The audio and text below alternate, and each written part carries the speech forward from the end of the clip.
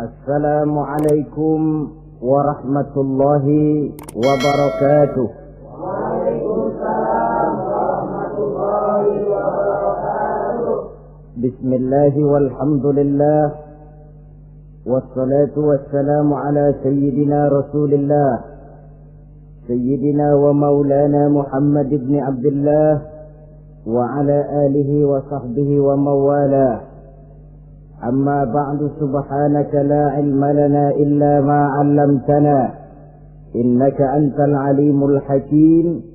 La haula wa la quwwata illa billahil aliyyil azim. Saudara-saudara kaum muslimin rahimakumullah,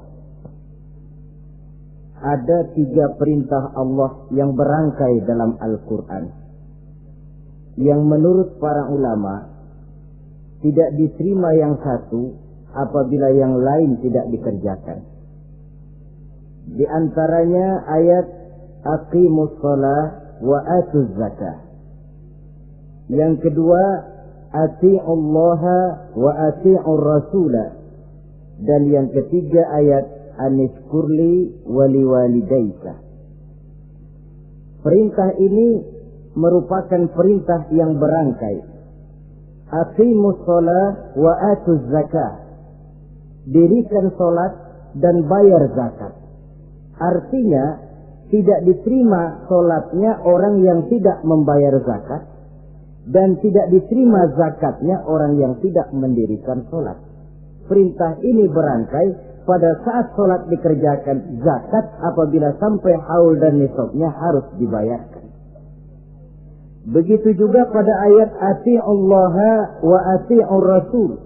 Taatlah kamu kepada Allah dan taatlah kamu kepada Rasul. Tidak diterima taat kepada Allah kalau membelakangi Rasul, dan tidak diterima mentaati Rasul kalau tidak mentaati Allah. Keduanya berangkai dan tidak terpisahkan satu dengan lainnya. Taat kepada Allah artinya harus taat juga kepada Rasul. Mengamalkan Quran artinya juga harus dengan mengamalkan sunnah.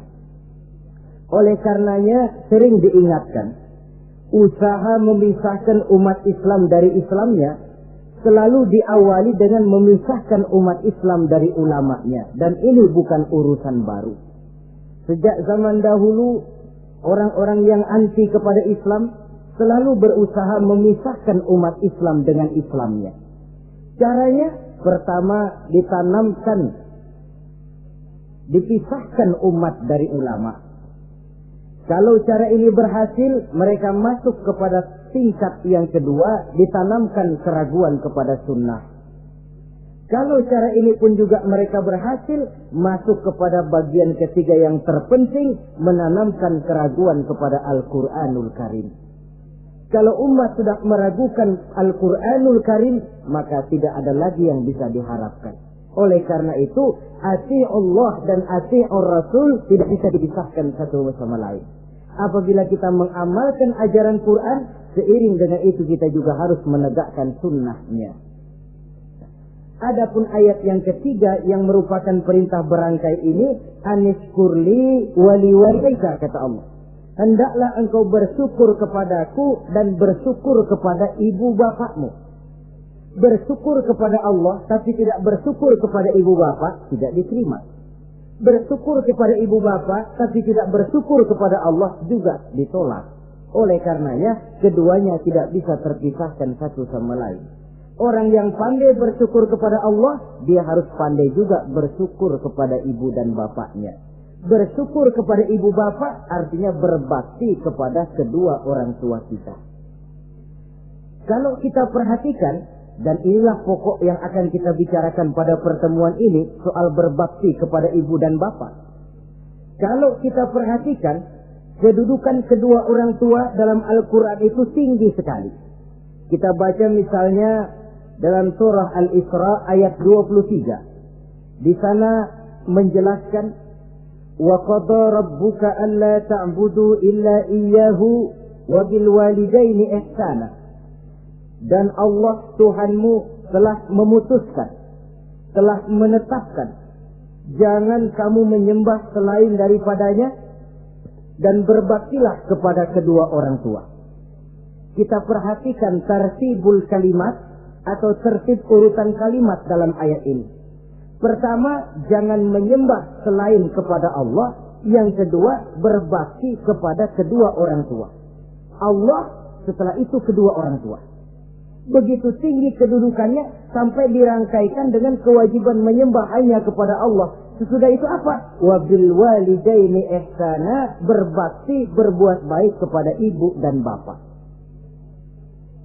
Lalu dalam surah An-Nisa ayat 36 kita temukan wa'budullaha wa la tusyriku bihi syai'a wa bil walidaini ihsana. Sembahlah Allah, jangan engkau sekutukan ia dengan sesuatu pun, dan berbuat baiklah kepada kedua orang tuamu. Lagi-lagi di sini perintah bertauhid, perintah menyembah hanya kepada Allah dirangkaikan dengan perintah berbakti kepada kedua orang tua. Dalam kehidupan sehari-hari, biasanya perintah penting lahir pertama. Perintah penting kedua lahir pada urutan kedua. Dari segi prioritas kita bisa melihat tingginya kedudukan kedua orang tua kita di dalam kehidupan ini. Lalu orang tua adalah bapak dan ibu. Keduanya mempunyai peranan yang sangat besar sejak lahirnya kita ke alam dunia ini sampai kita meningkat menjadi anak-anak, remaja, dewasa. Bapak misalnya kita lihat sibuk mencari nafkah. Ia pergi pagi, pulang sore, peras keringat, banting tulang. Karena cita dan harapan agar anaknya kelak hidup lebih baik dari dia sekarang ini. Dan untuk itu dia rela peras keringat, banting tulang. Seolah-olah dia berkata, ayahmu biarlah kaki jadi kepala, kepala jadi kaki, asal kau kelak jadi orang. Yang kadang-kadang setelah kita sang anak ini jadi orang, sering lupa kacang akan kulitnya. Sehingga boleh jadi orang lalu berkata, kalau orang tua kaya, anak jadi raja. Kalau anak yang kaya, orang tua sering jadi budak. Orang tua kaya, anak jadi raja. Apa yang dia mau jadi kenyataan. Tapi kalau anak yang kaya, kadang-kadang orang tuanya yang jadi budaknya. Lalu di samping sibuk mencari nafkah, bapak juga memberikan perlindungan dalam kehidupan ini. Menjadi simbol wibawa yang pada satu saat kita akan merasakannya kalau dia sudah tidak ada. Begitu barangkali kecenderungan orang, seperti kata Imam Al-Ghazali, kamu baru merasa pentingnya suatu nikmat kalau dia sudah hilang dari diri kamu. Kita baru terasa pentingnya sehat kalau lagi sakit. Baru tahu pentingnya gigi kalau lagi sakit gigi. Baru tahu pentingnya telinga kalau lagi budak. Tetapi pada saat normal, kita menganggap itu sesuatu yang biasa. Bukankah keberadaan seorang bapak dalam hidup ini, di samping dia pelindung, juga menjadi simbol wibawa dalam kehidupan di masyarakat? Orang sering berkata, gue bukan takut sama lo, gue segan sama orang tua lo. Masih ada yang disegani, masih ada yang dihormati. Pantas saja kalau kita ambil dari sejarah, ketika baginda Rasul ditinggal wafat oleh Khadijah, oleh pamannya Abu Thalib, gangguan kafir Quraisy makin meningkat. Kenapa? Kemarin-marin mereka mau menghadang Nabi, mau menghantam Nabi, masih mandang Khadijah binti Khuwailid, seorang bekas janda bangsawan. Mereka masih memandang Abu Thalib, orang tua yang disegani. Sekarang dua-duanya sudah tidak ada, apalagi yang mau disegani, hantam saja sudah Muhammad. Itu pun dirasakan oleh pribadi Nabi kita. Saudara-saudara kaum muslimin, apalagi yang namanya ibu, dia lebih banyak menangani kita. Pantas kalau Rasul satu saat ditanya orang, ya Rasul, siapa sih yang paling harus saya taati di dunia ini? Ibumu. Lalu siapa lagi ya Rasul? Ibumu. Kemudian setelah itu siapa ya Rasul? Ibumu. Sesudah itu siapa ya Rasul? Bapakmu. Ibu, baru bapak. 3 berbanding 1. Kenapa harus begitu? Kita lihat. Pertama yang namanya ibu, sejak proses kehamilannya sudah istilah Quran hamalathu wahnan ala wahnin. dia mengandung kita dalam keberatan yang bertumpuk di atas keberatan, berat kuadrat. Bahkan sebelum itu, sejak ngidam anaknya, ibu kita itu sudah kita siksa. Yang kepengen dimakan, yang bukan-bukan, muntah nggak karu-karuan, keinginan yang tidak musim. Sampai ketika terjadi proses kehamilan, dari hari ke hari hamilnya makin lama makin berat, makin lama makin besar, kemana-mana dibawa, belum pernah ditaruh. Ini berat mau ke pasar, taruh dulu sebentar. Tidak. Itu ya saudara, orang hamil itu ya, saya sendiri alhamdulillah belum pernah hamil. Tapi kalau kira-kira 2 kilo itu ada itu. Umpama pengen ngerasain, cari kelapa yang beratnya kira-kira 2 kilo, jantung di perut kemana-mana bawa. Apa enak kayak begitu itu? Kehamilannya makin lama makin besar, makin lama makin besar. Tidurnya pun sudah serba sulit dan serba salah. Sampai dia kepada saat kelahirannya, saat melahirkannya, berhadapan dengan 2 pilihan. Kalau tidak hidup, mati. Dan seorang suami tidak pernah menghadapi saat-saat kritis macam gitu. Paling-paling waktu istrinya melahirkan, dia cuma nungguin di depan pintu. Bingung, gelisah, tapi masih sempat ngerokok. Si istri sudah pasrah berhadapan dengan kalau tidak hidup, mati. Saudara hadirin yang saya hormati, dalam pilihan itu dia lahirkan anaknya ke alam ini. Dan maha adil Allah. Andai kata pun seorang perempuan kalah dalam perjuangan ketika melahirkan anaknya, dia meninggal, dia mendapat pahala seperti orang yang mati syahid. Sebab orang mati syahid itu ada 3 macam. Ada syahid dunia akhirat. Ini orang yang pergi perang membela agama, niatnya karena Allah, dia gugur di medan perang, syahid dunia akhirat. Tidak usah dimandikan, dikafankan, disolatkan, dikubur dengan pakaian yang dia pakai, yang berlumur darah itu. Yang kedua, ada orang mendapat syahid akhirat. Artinya, mendapat pahala seperti pahalanya orang yang mati syahid. Tetapi jenazahnya tetap wajib diurus seperti biasa. Dimandikan, dikafankan, disolatkan. Hanya pahalanya seperti pahala orang mati syahid. Siapa mereka? Al-Gharik. Orang yang mati tenggelam, kelep di kali, itu mati syahid, syahid akhirat. Apalagi sahibul hadmi, orang yang tertimpa benda keras secara mendadak, mati syahid, syahid akhirat. Di dunianya tetap wajib diurus seperti biasa. Saudara lagi jalan enak-enak ketiban batu 2 ton. Mati, mendapat pahala syahid, syahid akhirat. Tapi jangan diniatin. Kalau diniatin, saya mah pilih selap aja dah. Lalu nyebur ke kali, mati, syahid. Tidak. Konyol malah itu, bunuh diri namanya. Nah, di antaranya yang mati syahid itu perempuan yang meninggal pada saat melahirkan anaknya.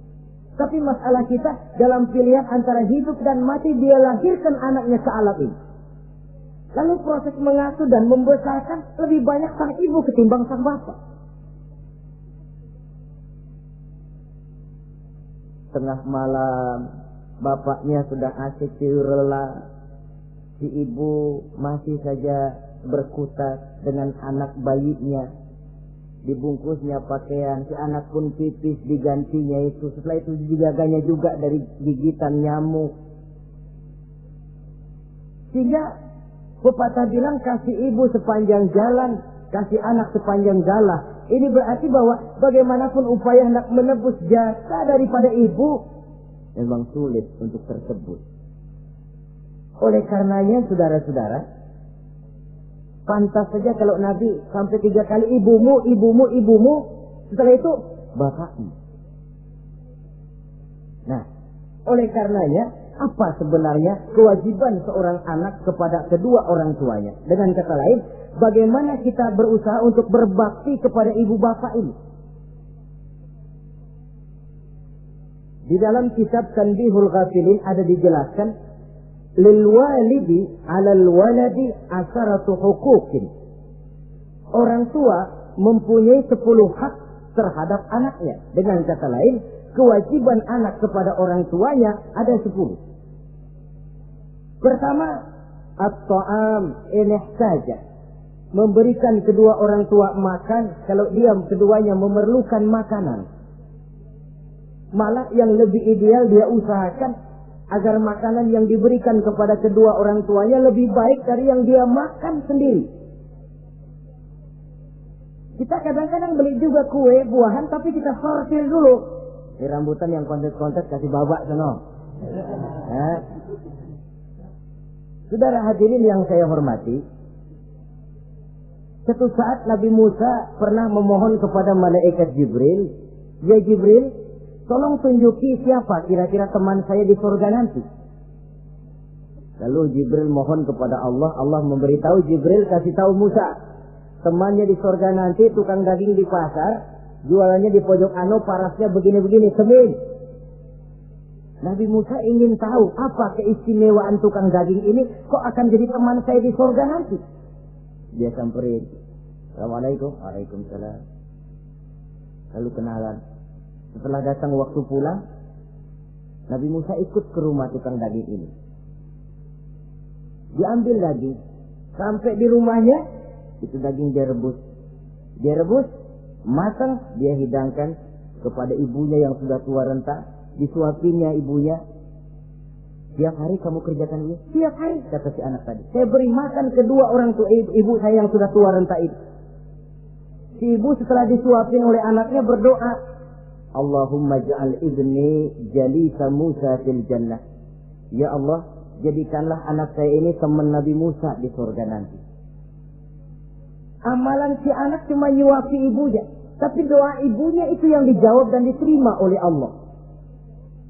Si ibu berdoa, "Ya Allah, anak saya ini jadikan teman Nabi Musa di surga nanti." Allah kabulkan doa ibu yang tiap hari disuapi diberikan makan oleh anaknya. Jadi taruhlah kita sebagai anak ini, ibadah kita barangkali menyebabkan doa kita belum begitu diterima oleh Allah. Permohonan kita barangkali masih nyangkut di langit. Tapi jika kita bisa menyenangkan hati ibu bapak kita yang mendoakan kita, insya Allah makbul. Sebab orang tua itu doanya makbul, sumpahnya juga manjur. Kalau ibu sudah berkata, "Nak, air mata yang tertumpah terurai untuk mengasuh dan membesarkanmu, nak. Air susu ibu yang kau minum sampai kau tumbuh menjadi dewasa semacam ini, seluruh cucuran keringat dan jerih payah ibu rela, nak. Mudah-mudahan kau jadi orang berguna. Insya Allah hidup ada berkahnya." Tapi kalau hati orang tua sudah masghul, apalagi sampai keluar sumpahnya, banyak legenda-legenda, entah itu yang namanya si maling kundang, anak durhako, entah itu riwayat-riwayat lain yang menjelaskan bahwa tidak ada keberkahan yang bisa tegak tanpa doa dari ibu dan bapak. Saudara-saudara kaum muslimin yang saya hormati, memberikan makan kepada kedua orang tua. Sekarang kalau kedua orang tua mampu bagaimana? Tidak jadi soal. Tidak jadi soal orang tua mampu atau tidak kita mengirimkan makanan. Apalagi kalau orang tua kita sudah lanjut usianya, ialah kalau umur 40-50 tahun masih bisa makan sendiri. Tapi pada saat saudara yang berbahagia dikaruniai orang tua berumur panjang, 70, 80, 90 tahun, sesuai dengan janji Allah, "Wa man nu'ammirhu nunakkishu fil khalqi." Siapa yang kami panjangkan umurnya, kami kurangi bentuk kejadiannya. Artinya berkurang nikmat Allah itu. Panjang umur, nikmat berkurang. Artinya mata sudah lamur, pikiran sudah rada pikun. Nunakkishu fil khalqi. Berkurang kejadian asalnya itu. Kesempurnaannya sudah tidak ada lagi. Mengurus orang tua macam begitu memang kalau nurutin pegawainya ya makan nasi. Kadang-kadang karena pikun pagi-pagi pengen kita beli es puket. Makan. Lagi zaman susah tukang bubur kepengen makan bubur. Tapi di situ ujian. Begitulah dahulu orang tua kita melayani kita dikala kita belum masih merah, belum bisa berbuat apa-apa, belum punya pilihan, tapi mereka sabar, mereka ikhlas. Tidak sabarkah kita? Tidak ikhlaskah kita di hari tua mereka? Kita mengasuh dan melayani mereka. Kadang-kadang karena rewel, anak ketelepasan omong, udah tua, rewel aja. Hancur hatinya. Dalam keadaan tidak berdaya, mendapat kata yang tidak enak lagi dari anak-anaknya. Saudara hadirin yang saya hormati, jadi soal orang tua mampu atau tidak memberi makan, itu bukan soal, tapi kewajiban anak memberikan makan kepada kedua orang tuanya. Ini kewajiban yang pertama. Kewajiban yang kedua, al-khidmatu ilaihi saja. Al-khidmah artinya berbakti, pengabdi kepada ibu dan bapak. Satu hari ketika kumpul dengan para sahabat, Nabi pernah berpesan kepada Sayyidina Umar bin Khattab radhiyallahu anhu. Umar, saya ya Rasul, nanti kalau kamu sempat datang ke kota Madinah, Umar, cari anak muda yang bernama Uwais Al-Qarni dan kau minta didoakan olehnya. Sayyidina Umar heran. Ini yang menyuruh Rasul. Padahal Rasul doanya mustajab. Dan lagian masih banyak orang-orang tua. Kenapa kalau datang ke Madinah suruh cari anak muda namanya Uwais Qarni dan minta didoakan olehnya? Apa keistimewaan Uwais Al-Qarni ini? Jadi ini pun juga alasan kata Nabi, aksiru minan nas bidu'ail khair fa innaka la tadri min ayyi fahin yuqbal. Banyak-banyaklah kamu minta doa kebaikan dari orang lain, sebab kamu tidak tahu dari mulut yang mana doa diterima Allah. Menurut kita barangkali orangnya kere, nggak ada potongan, tapi kalau doanya diterima Allah, siapa yang sanggup menghalangi? Ada orang bilang, enakan doa sendiri langsung mantap, tidak jelek. Tapi minta didoakan orang lain pun tidak salah. Saudara-saudara yang saya hormati, kadang-kadang tukang minta-minta pengemis datang ke rumah. Kita kasih 100 rupiah, lalu keluar doanya kan, mudah-mudahan rezekinya bapak lancar dan segala macam. Ada orang yang nggak sabar, dia bilang, Allah kenapa saya, kamu doain dirimu sendiri aja dah, supaya besok jangan jadi pengemis lagi. Secara logika mungkin, secara logika. Tapi agama bukan cuma logika. Siapa tahu dan siapa yang bisa menghalangi kalau doa dari mulut tukang pengemis itu yang diterima Allah? Tidak seorang pun yang tahu. Nah, Sayyidina Umar heran, apa sih keistimewaan Uwais Al-Qarni ini? Ketika beliau ke Madinah diselidiki, apa keistimewaan si Uwais ini? Masih muda, tapi saya oleh Nabi disuruh temuin dan minta didoakan olehnya. Nah, jadi dalam pandangan Allah itu ya nggak ngurus tuanya. Yang afdal itu yang tua dan banyak ibadahnya, dekat dengan Allah. Tapi kalau tuanya cuma kejemur, ya mending yang muda dan banyak ibadahnya. Uwais Al-Qarni ini contoh. Apa ibadah Uwais Al-Qarni? Ternyata dia seorang anak yang sangat berbakti kepada ibunya. Ayahnya sudah meninggal. Dia pernah menggendong ibunya dari Madinah ke Mekah cuma untuk bikin haji dan untuk bertemu dengan Rasul. Sayang, tidak sempat bertemu dengan Rasul. Menggendong ibu dari Madinah ke Mekah itu kira-kira 465 kilo ya. Jakarta Semarang. Digendong ibunya. Kita kadang-kadang ibu kita ini sudah sakit payah, mau ke dokter saja masih manggil orang, tolongin gotongin mak gua no.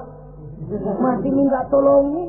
Berat kita. Uwais Al-Qarni menggendong ibunya cuma untuk menunaikan ibadah haji dan bertemu dengan Rasul. Rupanya karomahnya itu muncul karena dia merupakan anak yang sangat bakti kepada ibunya. Jadi Allah memberikan karomah itu ya, ada yang karena orang rajin tahajud, ada yang karena tangannya pemurah, dermawan, ada yang karena sangat berbakti kepada kedua orang tuanya, ada yang karena rajin baca Quran, ada yang karena rajin melaksanakan puasa sunnah. Timbul karomahnya, keistimewaan yang diberikan Allah kepadanya. Jadi bakti kepada ibu dan bapak mendatangkan karomah, keistimewaan yang diberikan Allah kepada kita. Kayak Uwais Al-Qarni ini, kalau dilihat dari segi ibadah, dia masih muda, tentu lebih banyak ibadahnya macam Umar bin Khattab. Tapi karena baktinya kepada ibunya, sampai Nabi pesan Sayyidina Umar, kalau kau sempat ke Madinah, cari anak muda bernama Uwais Al-Qarni, minta didoakan olehnya. Artinya doanya dikabul oleh Allah Subhanahu wa ta'ala. Saudara-saudara kaum muslimin yang berbahagia, kewajiban yang ketiga, al-ijabatu in da'a. Menjawab, memenuhi panggilan orang tua apabila keduanya memanggilmu. Menjawab panggilan kedua orang tua. Dan cara menjawab ini pun Al-Quran memberikan tuntunan etiknya. Wala taqul lahuma uffin. Jangan kepada kedua orang tuamu ngomong uff. Uff, hus, oi. Itu dianggap kurang etik. Saudara hadirin yang saya muliakan, menjawab panggilan orang tua merupakan kewajiban anak dan merupakan hak dari orang tuanya. Dia berhak untuk dijawab panggilannya dan anak berkewajiban untuk menjawab panggilan orang tuanya. Mari kita ikuti satu riwayat bahwa ada seorang anak muda yang soleh, tekun melaksanakan ibadah, namanya Jurayj. Satu hari Jurayj ini sedang sholat sunnah. Ketika dia sedang sholat itu, ibunya manggil, Jurayj, kan? Jurayj, sini sebentar. Ibunya rupanya tidak tahu kalau Jurayj sedang sholat. Mendengar panggilan ibunya, Jurayj bimbang dalam hati. Allahumma ummi am sholati. Ya Allah, sembahyang saya terusin atau panggilan ibu yang saya jawab? Saya sholat sunnah, tapi menjawab panggilan ibu wajib. Mana ini? Bimbang. Dia, ibunya manggil lagi, Jurayj ta'ali, Jurayj sini. Makin bimbang. Allahumma ummi am sholati. Ya Allah, yang mana? Sholat terus atau menjawab panggilan ibu? Rupanya dia pilih sholat terus, saudara-saudara. Dia tidak jawab panggilan ibunya.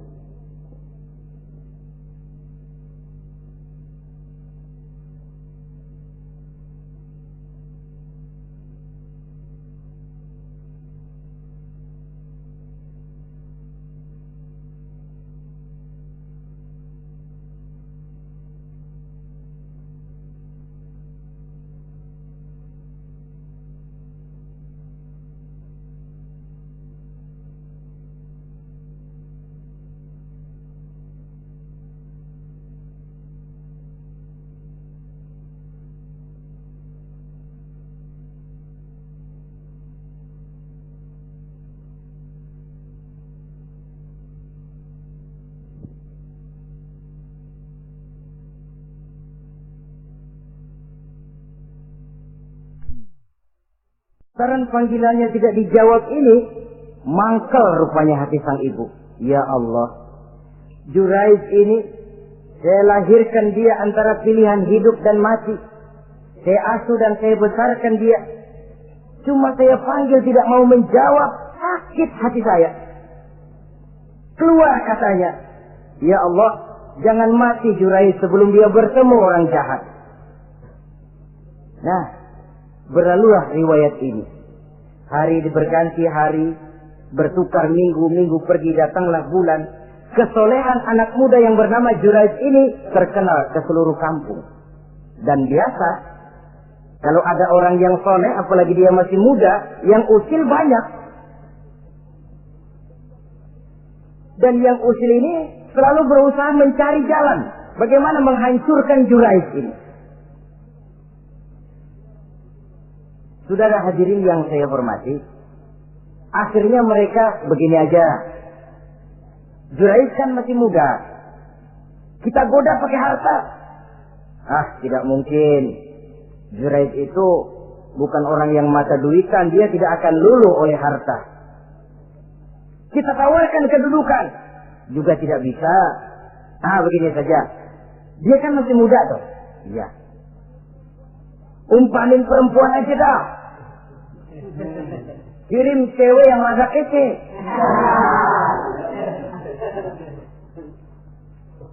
Dicarilah perempuan untuk menggoda Jurais ini. Sampai satu malam Jurais sedang ibadah di mihrab dalam masjid. Masuk perempuan ini dengan langkah gemulai, dengan suara merdu mendayu-dayu, mencoba merayu, membujuk, memperdaya, mempesona Jurais. Tapi enggak kena. Sejak dari berpakaian lengkap si perempuan ini, sampai bahasa Arabnya Oryanun Tolik, tanpa sehelai benang pun lagi lekat di badannya. Menggoda Jurais, memegang Jurais, muter-muter di depan Jurais, tanpa selembar benang pun lekat di badannya. Jurais mantap. Si perempuan karena sudah kadang merasa dibayar lalu nggak berhasil kan malu. Akhirnya dia keluar dari masjid, dia pergi ke sebuah kampung, di sana dia berzina dengan seorang pengembala kambing dan hamil. Ketika hamilnya besar, si perempuan ini kemana-mana pidato. Saudara-saudara, kenal nggak Jurais? Kenal. Yang katanya rajin benar ibadah tuh, yang mainannya di masjid melulu, yang mainannya tasbih melulu. Nih, perut saya nih. Dia urusannya tuh. Jurais, apa betul? Oh. Akhirnya Jurais dicari orang, macam-macam, yang caci maki, bahkan ada yang bikin pakai batu sampai berdarah kakinya, berdarah tangannya. Caci maki orang sudah nggak karu-karuan. Masjid lo ya, topeng doang lo. Saudara hadirin yang saya hormati, kita lihat di sini, Jurais sedang sholat sunnah, dipanggil oleh ibunya, tidak menjawab. Cuma itu ilatnya. Dan ibunya pun tidak tahu kalau Jurais sedang sholat. Keluar omongan yang tidak enak, dan omongan itu manjur. Kata Jurais, saudara-saudara begini, apakah di antara saudara-saudara ada yang lihat saya melakukan zina dengan perempuan ini? Tidak ada. Lalu atas dasar apa saudara menuduh saya? Ya pengakuan si perempuan tadi. Nggak bisa dong kalau nggak ada saksi.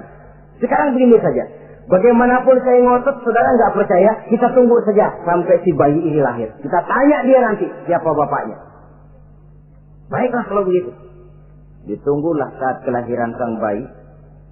Begitu bayi itu lahir ke alam ini, brown, merah, masih orok. Setelah dibersihkan, ditekan perutnya oleh Jurais. Ya gulam, kul man abuk. Bayi, tolong kasih tahu siapa bapakmu. Dengan izin Allah itu orok, bayi yang masih merah ngomong, bapak saya tukang ngangon kambing di kampung Ano. Kata Jurais tuh kan, gua tuh juga bukan gua ya. Gak percaya sih ente, main sabot aja. Begini akhirnya nih, ternyata sedang sholat sunnah dipanggil, tidak menjawab, ibunya mangkel, keluar omongan tidak enak, itu masih manjur. Apalagi kalau nggak lagi ngapa-ngapain, dipanggil nggak jawab, atau menjawab dengan panggilan yang nyakitin hati, tentu saja lebih manjur lagi ucapan orang tua kita itu. Saudara-saudara yang saya hormati, jadi kewajiban ini al-ijabatu inda'a, menjawab apabila dipanggil. Teorinya mudah ini, prakteknya yang sulit. Pada suatu saat kita sedang menghadapi urusan yang sangat penting, orang tua manggil.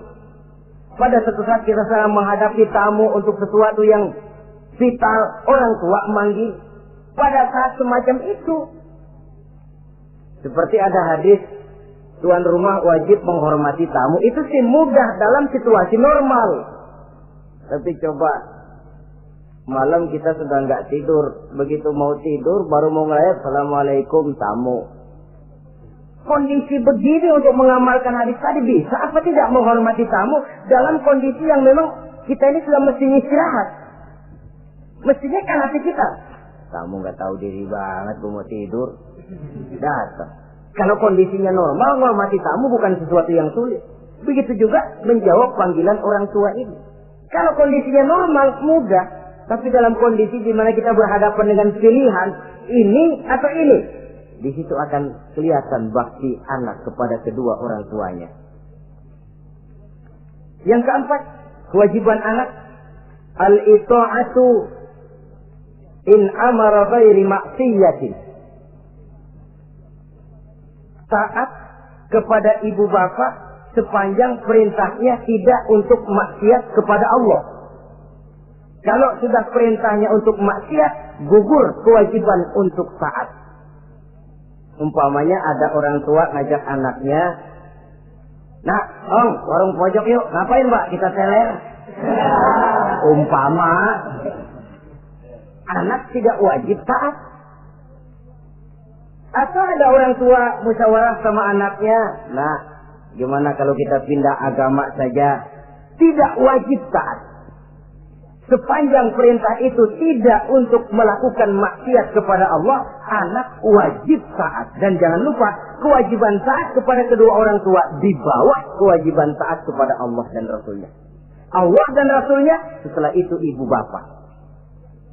Apabila perintah tidak untuk melakukan maksiat, maka anak wajib untuk melakukan taat kepada kedua orang tuanya. Ini kewajiban yang keempat. Apatah lagi kalau cuma sekedar diperintah ngaji, diperintah sekolah, diperintah melakukan membantu pekerjaan yang ada di rumah. Itu sudah perintah yang di samping bermanfaat buat keluarga, juga menyangkut hari depan kita sendiri sebagai anak. Kadang-kadang memang kita mengukur dari sudut kepentingan kita tanpa melihat jauh ke depan. Misalnya, ada anak pulang sekolah, langsung ambil layangan sama benang berangkat ke lapangan. Orang tua, karena melihat jauh ke depan, anak ini lelahnya belum hilang. Dipanggil, "Nak, pulang nak, jangan main layangan. Sini dulu kau istirahat, makan, sholat, tidur siang nak. Nanti bangun tidur barulah main." Si anak mungkin hatinya ngedumil, "Bapak, orang main layangan aja dilarang." Ini kesan yang timbul. Orang main layangan saja kok dilarang. Padahal larangan ini adalah untuk kemanfaatan dan kemaslahatan si anak itu sendiri. Tapi anak tidak mau mengerti. Yang dia tahu, dia dilarang main layangan. Itu cuma karena pandangannya yang tidak jauh menerawang ke depan. Pepatah bilang, sekejam-kejamnya macan tidak ada yang makan anaknya sendiri. Artinya, bagaimanapun kondisinya, orang tua itu tidak ada yang akan sampai untuk menyengsarakan anaknya. Saudara-saudara kaum muslimin rahimakumullah. Jadi yang keempat, kewajiban untuk taat sepanjang tidak melakukan maksiat kepada Allah Subhanahu wa taala. Yang kelima, at-takallum ma'ahu bil-lail. Apabila bercakap-cakap dengan kedua orang tua, hendaklah dengan tutur kata yang lemah lembut. Wala tanharhuma wala taqul lahumā uffin wa qul lahumā qawlan karīmā. Jangan membentak, jangan uff saja, hus saja, itu sudah tercela dan tidak boleh menurut ajaran agama. Apatah lagi sampai membentak, maaf, apalagi sampai melakukan tindakan kekerasan. Menendang orang tua, na'udzubillah, summa na'udzubillah. Memukul orang tua sendiri, Allah karim. Orang tua yang menyebabkan secara zahir keberadaan dia ke alam ini, sampai hati ditendang, dipukul, dibangsat-bangsati. Tidak ada kedurhakaan yang lebih berat selain daripada kedurhakaan kepada kedua orang tua sesudah orang menyekutukan Allah. Sehingga pantas kalau Nabi memberikan vonis, ridullah fi ridul walidain wa suhtullah fi suhtil walidain. Keredoan Allah di dalam keredoan ibu bapak, dan murka Allah pun berada dalam kemurkaan ibu bapak. Ibu bapak ridho, Allah insya Allah ridho. Ibu bapak murka, Allah murka. Jadi kebahagiaan apa yang bisa kita tegakkan dalam hidup tanpa restu dan doa kedua orang tua kita? Si anak mungkin karena pendidikannya lebih tinggi, pengalamannya lebih luas, pergi ke mancanegara, bisa segala macam bahasa, dididik secara canggih. Tapi apakah itu lalu berarti dia harus memalingkan diri dari kedua orang tuanya? Sama sekali tidak. Disinilah unsur yang namanya keberkahan. Maka sering dijelaskan orang tua adalah keramat hidup. Kita sering ziarah. Ya kadang-kadang kalau yang diziarahi kiai ya lumayan. Kadang-kadang yang diziarahi dukun yang sembahyang aja enggak. Cari mbah ano, cari ambah ano, cari keramat ini, cari keramat itu. Dan jangan lupa di beberapa daerah yang namanya kiai itu ya, yang disebut kiai, bukan cuma orang yang ngerti agama. Ya kalau saudara ke keraton Jogja mana segala gerobak namanya kiai. Iya toh, kereta kencana itu degung namanya kiai. Lalu jangan lupa itu misi Zending pertama namanya juga Kiai Sadrak itu. Kiai, tapi misi Zending. Kalau di sana itu kiai itu panggilan untuk yang dipertua. Kita ziarah cari keramat Mbah Buyut, Mbah Sapu Jagat, Mbah Brojo, macam-macam Mbah. Tapi kita lupa di rumah kita ada keramat hidup. Siapa itu? Ibu bapak kita. Sebelum jauh-jauhlah berziarah ke tempat-tempat yang lain, di rumahku ada keramat yang hidup. Ibu dan bapak kita sendiri. Keramat hidup. Dengan doanya, hidup jadi berkah. Tapi kalau kita sakiti hatinya, hidup ini lalu jadi sempit, jalan bagai tertutup. Maka berbahagialah seorang anak apabila dia sudah sanggup melakukan satu bakti yang bisa menyenangkan hati kedua orang tuanya. Bercakap-cakap, berbicara dengan lemah lembut. Kadang-kadang di sebagian daerah ya sudah jadi kebiasaan. Manggil orang tuanya pakai elu aja. Bapaknya dianggap CS. Salaman juga main kedet aja. Halo weh. Di samtu bapaknya nggak boleh meleng, main buat aja. Dari panggilan saja, saudara hadirin yang saya muliakan, sudah memberikan cermin. Sebab bahasa adalah cermin dari pribadi orang.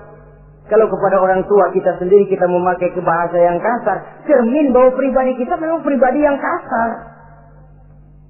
Jadi pantas kalau agama mengatakan, apabila kedua orang tuamu sudah mencapai usia lanjut, wala tanharhuma, jangan membentak, wala taqul lahuma uffin, jangan berbicara uff, wa qul lahuma qaulan karima, sampaikan berbicara kepadanya dengan qaulan karima. Kata-kata yang mulia, bukan kata-kata yang bagus dan indah diminta, qaulan karima, kata-kata yang mulia. Ya Allah, luhur indah betul bahasa Quran ini. Berbicara kepada kedua orang tua dengan kata-kata yang mulia. Jadi sekedar itu saja tidak boleh, konon lagi sampai membentak. Termasuk orang tua ini yang mertua. Kalau orang tua kan tiga loh. Orang tua yang menyebabkan kita lahir ke dunia, ibu bapak kita. Orang tua yang mempercayakan anaknya kepada kita, mertua kita. Dan orang tua yang mendidik kita, guru kita. Ketiganya berfungsi orang tua. Kewajiban ini juga berlaku. So, mertua kan cuma sekedar istilah. Pada hakikatnya dia adalah orang tua kita juga. Jangan lalu berbeda karena cuma dia bapaknya istri kita. Sama saja. Kalau kepada orang tua sendiri menghormati, lalu kepada mertua kita kurang begitu perlu, itu sudah satu sikap yang tidak adil. Tentu itu akan menyakiti hati istri. Atau kalau dia istri, akan menyakiti hati suami. Berkata dengan kata-kata yang mulia. Saudara-saudara, yang keenam, in ihtaja ilal kiswah kasahu in qadar 'alaiha. Kalau dia perlu pakaian, berikan pakaian walaupun dia sendiri mampu membeli. Nah, antarin bapak beli kacamata yuk. Ayo pak, Sudah sampai di toko kacamata, bayar oleh anaknya. Walaupun si bapak punya duit dan si bapak yang ngajak beli, kewajiban anak, bayarin. Jangan mentang-mentang bapaknya cuma minta dianterin, bener-bener nganterin. Bapaknya ngeluarin dompet cuek aja. Malah ada kembalinya, Pak. Wah, kembalinya ditarik. Ya, kalau anak belum punya penghasilan ya wajar. Yang kita maksud di sini, anak sudah mandiri dan punya penghasilan yang memadai, bahkan mencukupi untuk membantu orang tuanya. Saudara hadirin yang saya muliakan, dan ini juga kalau memang bisa, seharusnya orang tua kita pakaikan yang lebih baik dari yang kita pakai sendiri. Kalau bisa.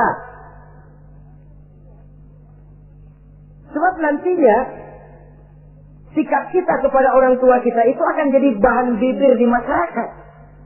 Ya, dia enak-enakan orang tuanya begitu aja ya.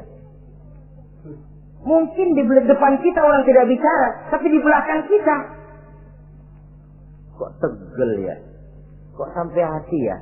Dia enak-enakan berdiri di Menara Gading, tapi orang tuanya tiap hari kerja begitu berat. Saudara hadirin yang saya hormati, sekali lagi, di depan kita orang mungkin tidak berani bicara, tapi di belakang itu akan jadi buah bibir. Ini dari segi kita memelihara muru'ah. Yang ketujuh, al-masyu khalfuhu. Kalau jalan, mengiring. Artinya, di belakang orang tuanya. Ini adabnya. Adab berjalan. Saudara yang saya hormati, ini yang dicontohkan oleh baginda Rasul. Jika berjalan dengan orang-orang tua, beliau belakangan. Kenapa? Ini merupakan simbol penghormatan kita kepada orang yang lebih tua daripada kita. Tidak mentang-mentang karena pendidikan lebih tinggi, merasa dirinya lebih tahu, lebih pengalaman, selonong boy. Orang tua tahu apa sih? Ngir. Waduh, hebat. Saudara hadirin yang saya hormati, al-masyu khalfuhu. Berjalan di belakangnya. Begitu juga untuk mengemukakan pendapat. Kalau suatu saat orang tua mengajak musyawarah, dengarkan dulu omongannya, tangkap seluruhnya. Kalau kita merasa bahwa itu salah, jangan lalu dipotong. Salah, Pak, jangan begitu, Bapak kolot sih. Salah, jangan. Sebab itu akan menyakiti hatinya. Kalau hatinya terluka, itu sudah merupakan suatu dosa, melukai hati kedua orang tua. Kalau toh dianggap kita diminta mengemukakan pendapat, kemukakan pendapat itu. Kalau menurut saya sih begini. Dan itu memang orang tua yang bijaksana. Dia juga tidak cuma memaksakan pendapatnya, tapi juga minta pendapat dari si anak. Ada timbal balik. Sistemnya komunikasi keseimbangan. Inilah makna ucapan Nabi. Bukan termasuk golonganku, kata Nabi. Orang tua yang tidak sayang kepada anak muda, dan orang muda yang tidak menghormati orang tua. Bukan golonganku. Jadi seimbang tuh. Yang tua sayang yang muda hormat yang tua. Tapi yang tua jangan minta dihormati. Ini kewajiban orang muda, hormati. Kewajiban yang tua apa? Sayangi yang muda. Jangan mentang-mentang yang muda harus menghormati yang tua. Lalu yang tua minta dihormati, gila hormat. Gua kan tuaan lo, kalau salaman sama gue cium tangan ya. Pokoknya kalau lo nggak nanya, gua nggak nanya. Mentang-mentang tua lalu pasang tarik. Tidak, malah kalau menurut tradisi Islam ya, tradisi Islam saya katakan, Nabi itu siapapun yang beliau temui, beliau yang pertama kali memberi salam. Sebab bila dua orang muslim ketemu, yang terbaik adalah yang pertama ngasih salam. Si A, si B ketemu. Siapa yang paling baik di antara keduanya? Yang duluan ngucap salam. Jadi berebut ngucap salam. Kita zaman sekarang kadang-kadang kita sudah assalamualaikum, yang nyautin kayak sirawan. Mukanya pakai ditekuk. Kita sudah yang muda mau menghormati, yang tua malah gila hormat.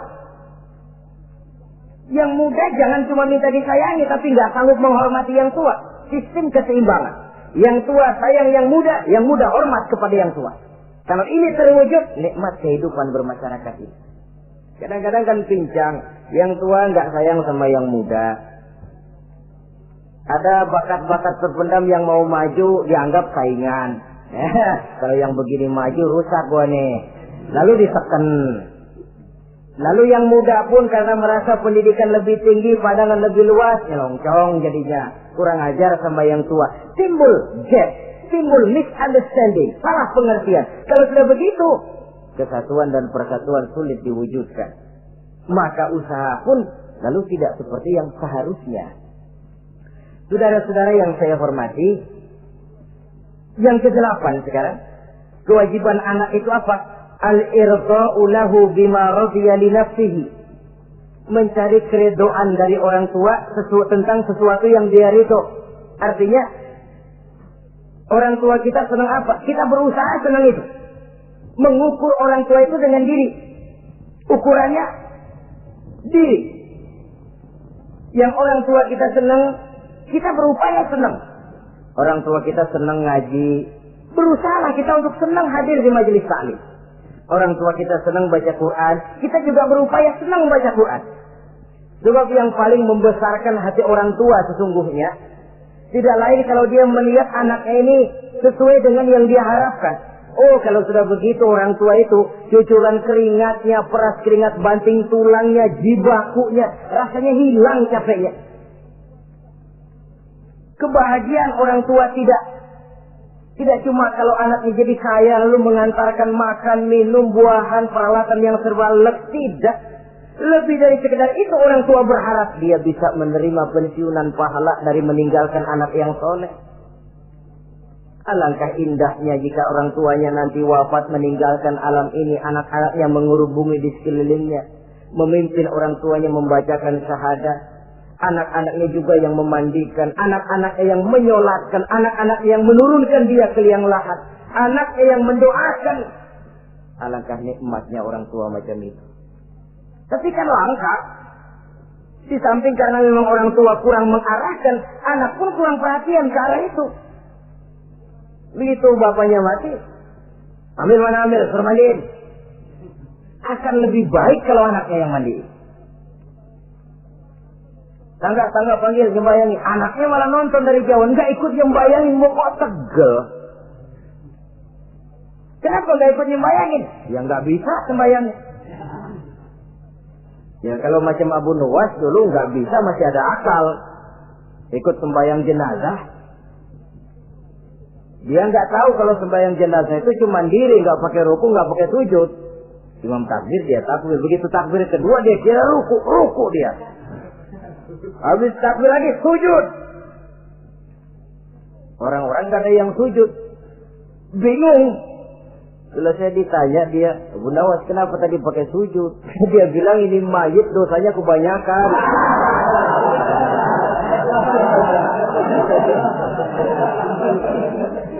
Jadi kalau nggak pakai sujud dosanya nggak diterima katanya. Dosanya nggak diampuni kalau nggak pakai sujud. Makanya saya pakai sujud. Itu sih akal-akalan. Jawaban orang kepepet namanya. Saudara hadirin yang saya hormati, baiklah ya. Yang ke-9, al-ikrahu lahu bima yakrahu li nafsihi. Membenci apa yang dibenci oleh orang tuanya. Orang tua kita enggak senang judi, jangan dekati judi. Orang tua kita enggak suka minuman keras, jangan cekek botol. Orang tua kita enggak senang kalau kita pulang sampai pagi misalnya, jangan pulang pagi. Orang tua kita enggak senang kita hanyut dalam arus pergaulan bebas, batasi pergaulan untuk menjaga hatinya. Kalau kita senang, tapi di depan orang tua kan harus berusaha menjaga hati kedua orang tua kita. Ini tidak berarti bahwa di depan orang tua baik lalu di belakang orang tua merdeka. Kalau di depan orang tua mah kalem, begitu orang tua hilang merdeka. Lalu berbuat semau-maunya, tentu tidak. Lalu yang ke-10, ad-du'a lahu bil maghfirah kullama da'a li nafsihi. Mendoakan kedua orang tuanya tiap kali dia mendoakan dirinya. Ya, kewajiban anak tidak lupa tiap kali berdoa untuk dirinya, orang tuanya disertakan. Rabbighfirli wali walidayya, ampuni saya dan ampuni dosa ibu bapak saya. Pak, itu kalau orang tua masih hidup, ya. Sekarang kalau orang tua sudah meninggal, bagaimana berbaktinya? Gampang. Pertama, antasila akrabaihima, bersilaturahmi dengan kerabat yang ditinggalkan oleh orang tuanya. Jadi jangan setelah orang tua mati lalu kehabisan obor. Orang tuanya kita senang, anaknya kita benci, sama aja ngebenciin orang tuanya itu. Kan sering kejadian begitu. Zaman orang tuanya masih hidup, kawan medok, kawan lengket, orang tuanya udah mati, turunannya malah dimusuhin. Itu juga nyakitin orang yang sudah meninggal. Bersilaturahmi dengan kerabat yang ditinggalkan. Yang kedua, kalau orang tua sudah meninggal, cara berbuat baiknya bagaimana?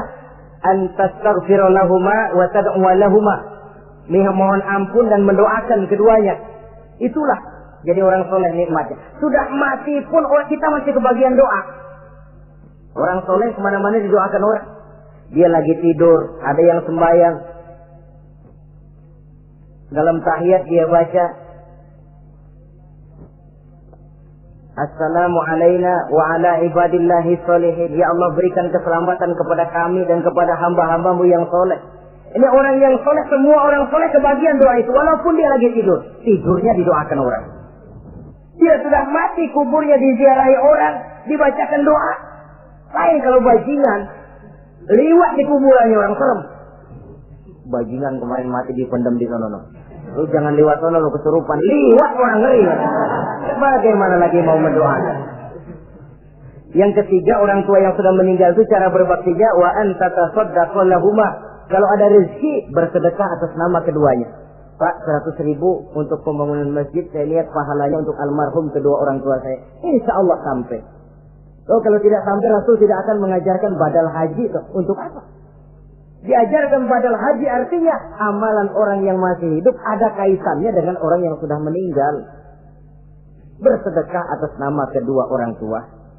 Saudara hadirin yang saya muliakan, mudah-mudahan Allah menjadikan kita anak yang bisa berbakti kepada kedua orang tua kita. Amin. Ini sajalah pertemuan kita yang singkat ini. Terima kasih atas segala perhatian dan mohon maaf atas segala kekurangan. Usikum wa nafsi bi taqwallah. Wassalamualaikum warahmatullahi wabarakatuh. Waalaikumsalam warahmatullahi wabarakatuh.